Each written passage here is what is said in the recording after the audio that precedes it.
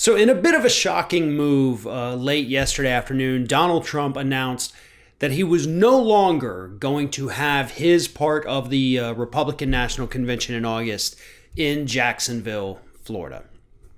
He'd been making a big production of the whole thing from day one, after it was announced by the North Carolina governor that he wasn't going to allow social distancing guidelines to be thrown out the window for Trump to do a speech at the convention as it was scheduled in North Carolina. Trump moves it down to Florida. Florida says, yeah, come on, we're totally happy to have you here. And then after that, all hell really broke loose. Not just, by the way, with the increase in COVID-19 cases down here in Florida. That, I'm sure, has played a big role in their decision, right? I mean, at least publicly, that is a good way to sell it so that nobody sees how dysfunctional it actually was behind the scenes. Because believe it or not, folks, it has nothing to do with the coronavirus.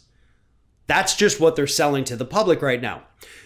Reports have been circulating for weeks now about the fact that, one, Jacksonville's population, which, by the way, leans heavily Republican, they didn't want the convention there. They thought it was a bad idea. Two, Republicans couldn't find donors to pay for the stupid thing because the donors had already been tapped out to the tune of, I think, $32 million to pay for the one in North Carolina. You don't get that money back when you cancel it, by the way. And they actually didn't even cancel it. They're still doing things in North Carolina. Trump was just doing his part here.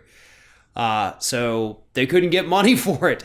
And then as we found out earlier this week, three, and this is a big one, there was no security. There was no money to pay for security, first and foremost. And given this administration's history of sending Trump into places to do a speech or a rally and then not paying their bills, they kind of wanted to guarantee that they would get paid, and they could not receive that guarantee. Furthermore, the sheriff over in Jacksonville, this is hilarious, I'm sorry.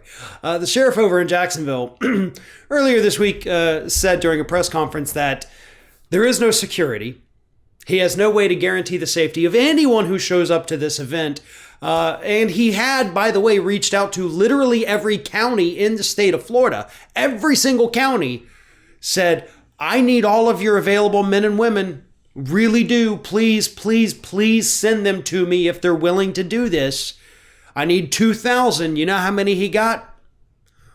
500. He got 25% of the total number that he requested. That's how many were willing to do it. Because nobody wanted to do it. They realized that this was akin to a suicide mission. You're going to go into a packed arena of 20,000 people not wearing masks, not social distancing. It's akin to suicide, and they weren't willing to do it. So those are all the things that happened behind the scenes. Those were all the things that actually played the role in forcing this man to say, all right, fine, you know what? We're just not going to do it. And to be honest, yes, this is a good decision. It's a decision that I wish the Democrats would also do themselves. I mean, they've already announced, the Democrats have, that their convention in Milwaukee is going to be scaled back. You know, they're not going to have the delegates there. They're going to be remote. But for Biden's acceptance speech, they are going to allow people into the arena. They're not going to have a ton of them, they say, but they're going to have some people there. Why? You do not need that. Everybody in this country already knows who Joe Biden is. We know what he's about. We know what he stands for. We're there. We've seen it. We had him for 8 years in the White House as vice president, and then for 20 to 30 years, somewhere in that ballpark, in the Senate. We get it. We know him. We're good. Don't need a convention. Let's not risk anybody's lives, because we can't sit here and talk about what a stupid idea it is for Republicans to do it, but then think that it's okay for the Democrats to do it. That's not how this works. If it's stupid for one side to do it, then it's stupid for the other side to do it. And it's stupid for the Democrats to move forward with this plan, even if they have Joe Biden in a room with 20 people. At that point, it looks foolish. And it's a bad idea that way. Even if you have everybody standing 50 feet apart, that looks bad. So why bother? There's no point to it.